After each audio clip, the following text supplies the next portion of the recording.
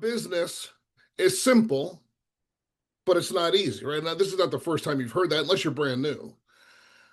But what is that? What is the defining characteristic of somebody that wins in this business? I wish I had my copy of the profiles of success here on the desk. I don't, but in that book is hundreds and hundreds and hundreds of people that have earned over $1 million in this business. What is it that the winners do?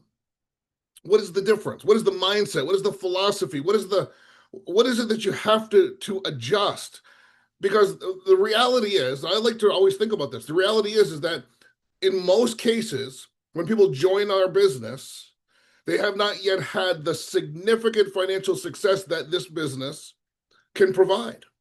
Like most of the people that have become millionaires in Legal Shield were not millionaires when they joined Legal Shield. There's one guy, Paul J. Meyer, he was a billionaire when he came to the company. That's the outlier story, right? So what is it? What is it that winners do? And I mentioned before that really here, if we look at the month of April, it's Thursday, April 23rd, live, as we're here together. Some of you are watching this on a replay, but as we're here together live, there's 7 days left in the month. This is the fourth quarter of April, right? The fourth quarter of the game. So what do winners do in the fourth quarter? And I'm not suggesting, by the way, I know I kind of set this up, but I'm not suggesting that anyone is here because you're struggling. I think sometimes speakers, I see a lot of folks come in, they train, and they assume that when they come to train an audience of people, that they, as the speaker, they're the only one winning, and they're going to teach other people how to win. But I've been in a lot of rooms over the last many years in this business where people in that room were winning, like the full front row is people that have earned at least $1 million in the business. So I'm not here because I think people are struggling. I didn't put this training together because I think that you aren't winning. I'm here because in this team, this is what I want to pour. I want to pour gasoline on the success flame that we're already having because we are winning. You saw it at the convention. Hopefully you were there with us. At one after another of this team being recognized. And I want to celebrate you, even if you're brand new, because you're the ones who showed up. You chose the path of the entrepreneur. And for those of you who know me, I smile when I say that because you're my people. And because you're winners, I want to have a training tonight that allows me to treat you like the elite, like elite athletes. And with elite athletes, just some things to think about. First of all, they don't wait for the championship game to start training. See, that's not how we do this. We train in the off season so that when the pressure hits, you don't rise to the occasion. You can just relax to the level of your preparation. So tonight, make no mistake, I want to address hard because we're not in this business to avoid tough stuff. We're here to embrace it. Because while I don't think people here are struggling, I do know this. If you want to go all the way in this business, you are going to run into hard.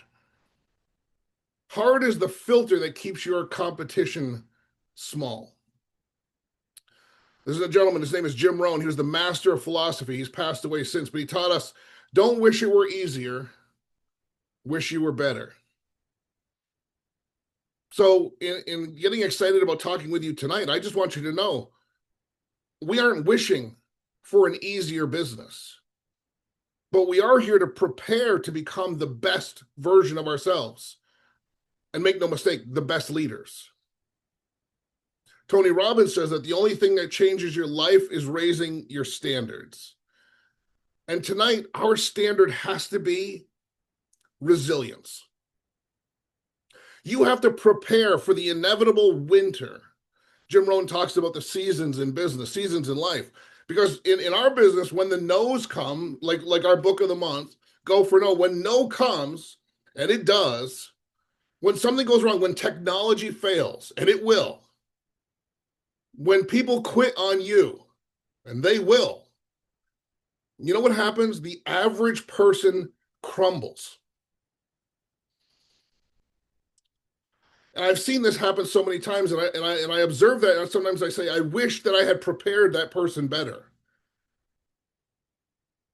And I know that here tonight, because we're talking about it, that's not going to be you. And because we're talking about it, you'll understand the struggle. And that the struggle isn't a sign to stop. It's the resistance, it's the weight in the gym that builds the muscle of a Millionaire Club member. So to understand this, we have to look at those who walked the fire before us. And I just thought I would talk about some examples. Now, sometimes I talk about books, sometimes I talk about history.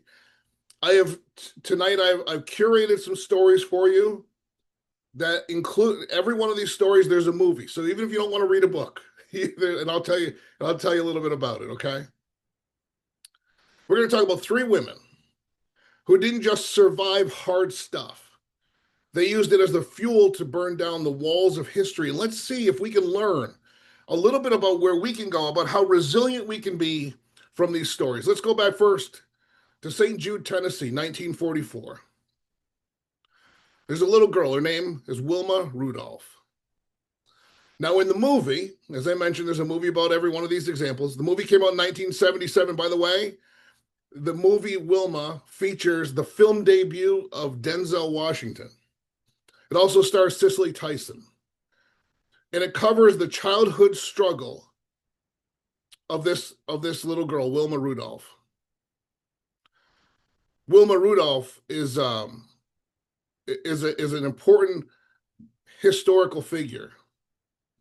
She wasn't born into a life of ease. She was born into a world that told her no before she could even speak. Born premature, the 20th of 22 children, born into poverty and segregation. And if that wasn't enough, life handed her the ultimate hard. At age 4, she was struck with polio. Feel the weight of this. Her left leg became twisted, useless. The doctors, the experts at the time, looked at her mother and delivered to her a death sentence to her dreams. They said, Wilma will never walk again. Now, many people would have accepted that. They would have built a life around that as fact. They would have settled for a life of being taken care of. But Wilma's mother looked at her and said, Wilma, you will walk. And Wilma, a 4-year-old girl with this twisted leg, but a champion's mindset, believed her mother's statement. And for the next 6 years, Wilma didn't live a normal childhood. While other kids were playing tag, she was in a heavy, cold steel leg brace. She spent her days in agonizing physical therapy. Twice a week, her mother took her on a 50-mile bus ride to a hospital that would treat her. 50 miles there, 50 miles back in a leg brace, in the heat, every single week for 6 years. She didn't ask for it to be easier. She didn't complain the bus ride was too long. She didn't cry that the brace was too heavy. She leaned into the hard, understood that every painful step in that brace was a deposit into her future greatness. By age 12, the doctors were stunned. She didn't walk. She took off the brace and she ran. Fast forward, 1960, Rome, the Olympics. The world is watching, the cameras are on, and Wilma Rudolph steps onto the track. She's not the poor girl from Tennessee anymore. She isn't the girl with polio. She's the fastest woman on the planet. She took the 100-meter gold, the 200-meter gold. On the 4x100 relay, she anchored the race for a third gold medal. Now, the world celebrated the gold.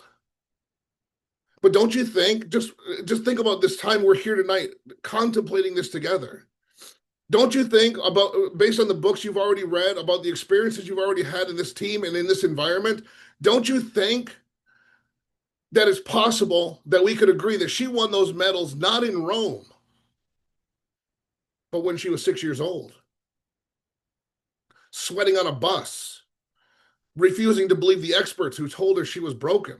She didn't avoid the hard. She used the hard to forge a spirit that could not be broken. I hope you'll remember this. I hope you'll watch the movie. I hope that you'll internalize this, because because we can all find our thing, right? What leg brace are we wearing tonight? Is it the fear of the phone? Is it the fear of what your neighbor or friend will think? Wilma Rudolph didn't wait for her leg to be healed to have a winner's mindset. She had the mindset first, and her body had no choice but to follow. And she wasn't the only one, because while Wilma was breaking that wall, another woman was about to break her own. Wilma's was physical. Let me tell you a story about an economic wall broken through for the entire world. My goal here is just to shine a light on the fact that people have hard stuff. So we talked about Wilma overcoming the physical impossibility that she was dealt, the hard stuff. But for many of us in this business, the hard stuff isn't physical, it's economic. It's the voice in our head that says, I don't have the resources. I mean, as a recruiter, as a builder, I talk to people every day that won't get out of their own way to let this business be the vehicle for change that they're literally praying for. They'll say, I don't have the time. I don't have the resources. That company, 50 plus years old, probably I would have had to get in a long time ago. I don't have the right pedigree to lead an organization. I've never done anything like this. I can't. That's what people do.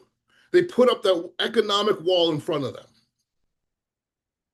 Jim Rohn, again, let's go back to Jim Rohn. He would stand on stages and he would proclaim this: profits are better than wages. And he would qualify that. He would say, wages make you a living, which is fine. But profits make you a fortune. But here's the catch: to get to the profits, you have to be willing to do the labor that others won't do. You have to be willing to do the work, which is to work harder on yourself than you do on a job.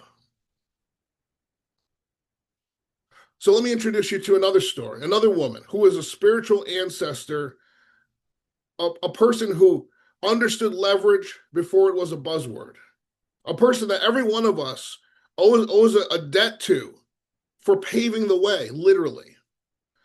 Let's go to Delta, Louisiana in the 1800s. Her name was Sarah Breedlove, born on the same plantation where her parents had been enslaved just a few years prior. By age 7, she was an orphan. By age 17, she was a mother. By age 20, she was a widow. Now, you may know her historically as Madam C.J. Walker. And in the movie, it's on Netflix, called Self-Made with Octavia Spencer, you can see this story play itself out. The story of this incredible life lived. Now, her name was Sarah Breedlove. She took the name Madam C.J. Walker after her third husband, Charles Joseph Walker. She used the term Madam to give herself an air of European sophistication in a market that didn't respect Black women. What's our connection at Legal Shield? She, and I'm going to tell you about her business, but she didn't just sell a product, she sold empowerment. She held huge conventions where she gave out prizes, not for best sales only, but for philanthropy and community leadership. But I want you to see her from the beginning as a washerwoman, kneeling over a wooden tub in the blistering Louisiana heat, scrubbing other people's clothes for a few pennies a day, her hands raw, her back screaming, and her hair was falling out due to the stress and the harsh lye chemicals of the time. Now the world looked at Sarah and saw a statistic, someone who was destined to be a servant for the rest of her life. But she didn't see a washerwoman when she looked in the mirror. She saw something completely different. She began experimenting with products to heal her own scalp and found a formula that worked. And she didn't just keep it for herself. She realized that every woman she knew was struggling with the same problem. She realized that there was a massive untapped need in the marketplace. She also didn't wait for a bank to give her a loan. She didn't wait for a mentor to show up and tell her she was ready. She became Madam C.J. Walker. She started going door to door. Think about that. The original cold calling, walking the dusty streets, knocking on doors, telling her story, and selling a vision of confidence. And then she did something that's at the core of our business and why I brought this out tonight. She realized she couldn't do it alone. She didn't just want to sell a product. She wanted to build a system. She started recruiting. She trained her walker agents. She taught thousands of women who are also washerwomen and maids how to be entrepreneurs. She gave them a kit, she gave them a script, she gave them leadership, and she gave them a future. She built a factory, she built a laboratory. She built a national distribution network in a time when she couldn't even walk into the front door of most businesses, and became the first self-made female millionaire in American history. Not because it was easy, not because she had a lucky break, but because she decided that her labor was worth more than her wages. She said famously, "I got my start by giving myself a start." Let that sink in for a minute. She did not wait for permission. She didn't wait for the economy to get better. She understood the principle. You're the master of your own soul.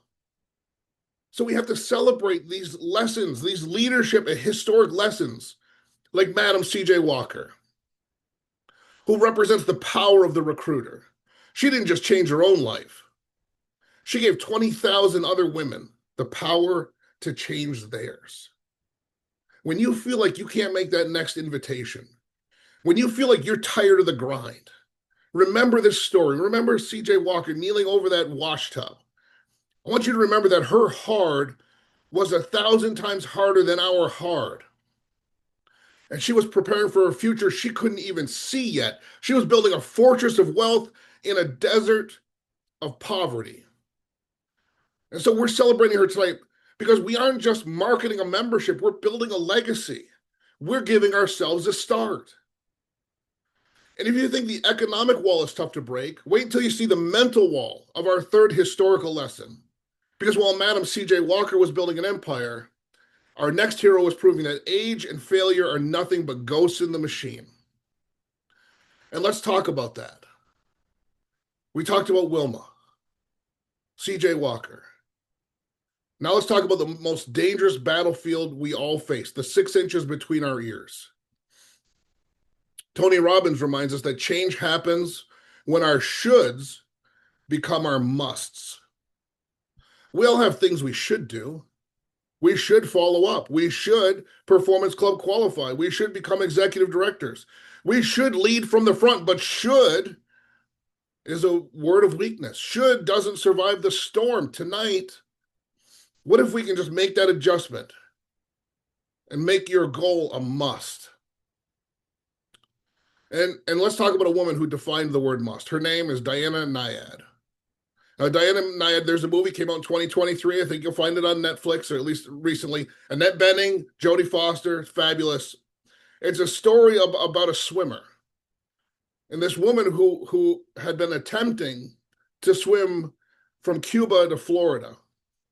So imagine the Florida Straits, 110 miles of open ocean between Havana, Cuba, and Key West, Florida. It's a graveyard of dreams. People have tried it many times. It's filled with lethal box jellyfish. That sting can stop a human heart. It's filled with sharks. It has unpredictable, crushing currents. In 1978, at the age of 28, Diana Nyad tried to swim it. She failed. In 2011, she tried again, twice. She failed. In 2012, she tried again. She failed. Now, I want you to look at the math, because now she's 64 years old. Her friends are telling her to stop.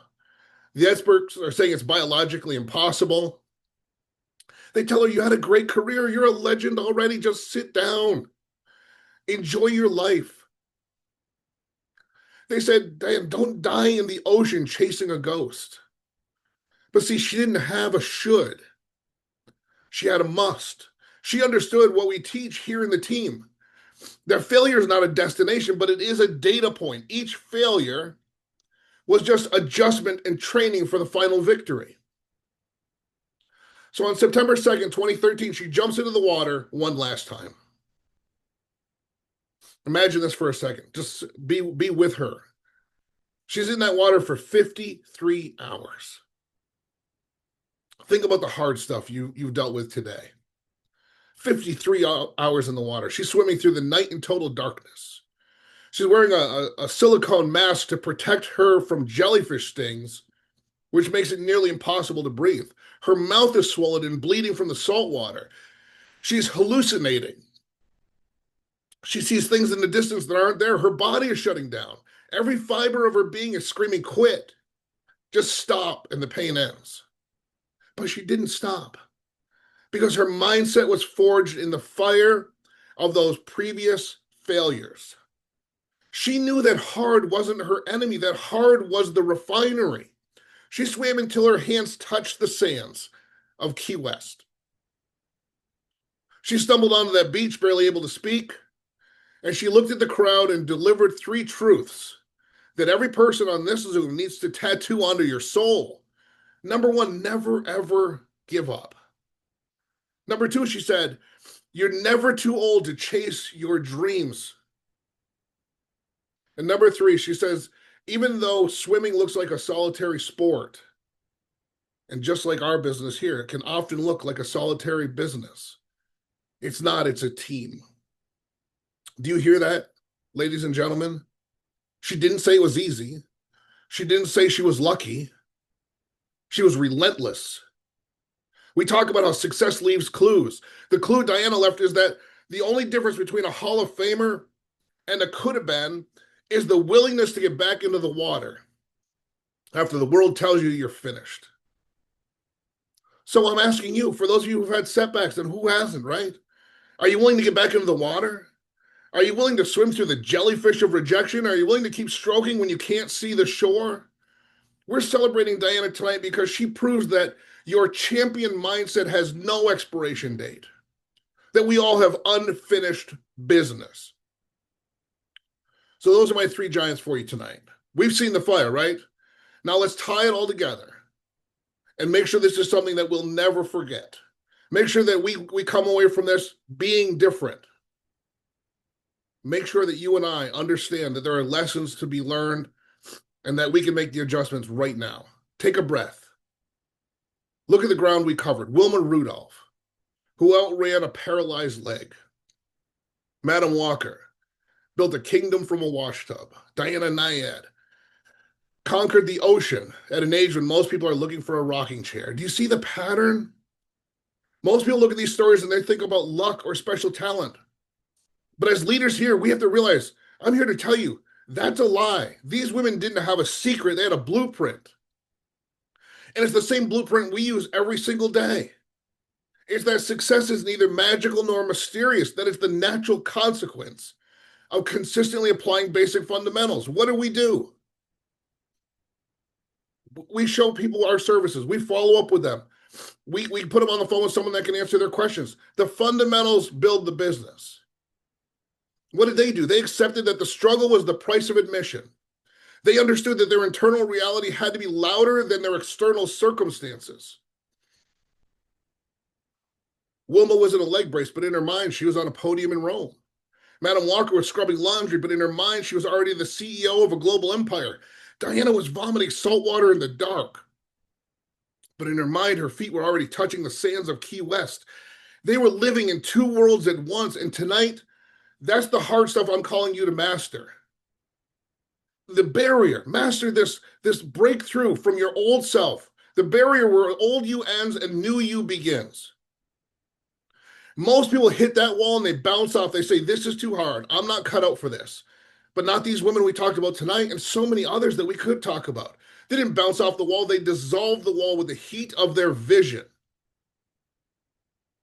Les Brown reminds us, you don't get in life what you want. You get in life what you are. Wilma was a champion before she had a medal. CJ was a mogul before she had a dollar. Diana was a conqueror before she'd finished that swim. Are you living into your future tonight? Are you the Performance Club qualifier that we've been looking for? Are you the executive director that's going to lead an army forward? Are you being the Millionaire Club member right now in the way that you talk to your prospects, in the way that you show up for your team? We celebrate these historical women not because they're different from us, but because they are us. They represent the pillars of our business. Wilma represents resilience, the ability to keep running when the world says you're broken. Madam represents duplication, the power of recruiting and giving others a start. And Diana represents endurance, the never ever give up spirit that wins the long game. Man, if we were in a room, I would be able to feel it. I hope you're starting to feel it and see it. I hope you're starting to realize that the tough things you're facing this day, this week, are not obstacles. They're the bricks you're using to build your own Hall of Fame. If you aren't being tested, you're not growing. If you aren't facing resistance, you aren't moving. And that's why I just wanted these minutes with you tonight to prepare your mind. We have put on the armor. We have sharpened the sword. We have walked through history. But a mindset without action is just a daydream. So we can't just talk about history. We have to make history. We can't just talk about history. We have to make the history. And here's how we do that. We traveled through time. We stood on the cinder blocks of Rome. We kneeled at the wash tubs in Louisiana. We tasted the salt water of the Florida Straits. The history lesson is over. The only story that matters is the one you're writing tonight. Les Brown, let's go back to him. What does he say? The graveyard is the wealthiest place on earth because it's filled with the books that were never written,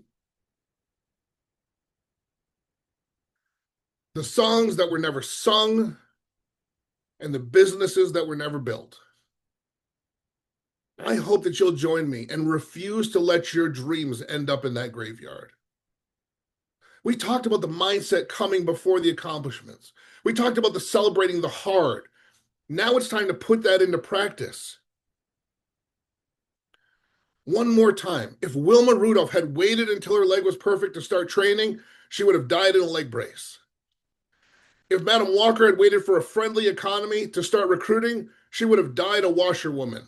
If Diana Nyad had waited until she felt young enough, she would have died on the shore. They didn't wait for the circumstances to change. They changed the circumstances. And that's why I proudly talk to you about being agents of change. Because we don't react to the world. We command it. We don't complain about the nose in our funnel. We thank the nose for filtering out the weak so we can find the warriors. Jim Rohn taught us that there is a time for planting and a time for harvest. And you cannot harvest what you have not planted. Tonight, the sun's up, the field's open. Legal Shield is the vehicle, but you are the engine to this vehicle. The real decision is measured by the fact that you've taken a new action. If you haven't acted, you haven't decided. So before you put your head on your pillow tonight, who's the person you were too afraid to call? Call them. What is the hard thing you've been putting off? Do it. What is the standard you've been slipping on? Raise it. We're building a legacy here. We aren't just in business as independent associates. We are partners.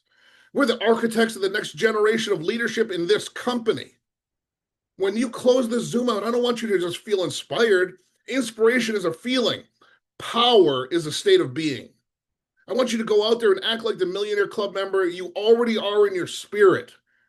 Carry the grit of Wilma, the vision of Madam Walker, the never ever give up heart of Diana Nyad. Because what you do matters.